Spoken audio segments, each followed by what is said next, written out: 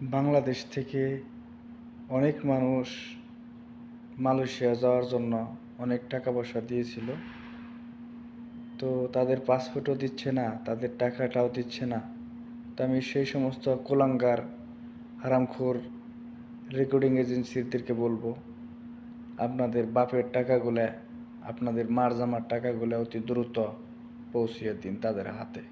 কারণ সেই টাকা তো আপনার বাপ কিংবা মা কামাইয়া দিয়ে আসে নাই, সেগুলা হচ্ছে তার মেহনতের টাকা, জমি বন্ধক দেওয়া টাকা, ঘর বন্ধক দেওয়া টাকা, গয়না বেচা টাকা তার মায়ের।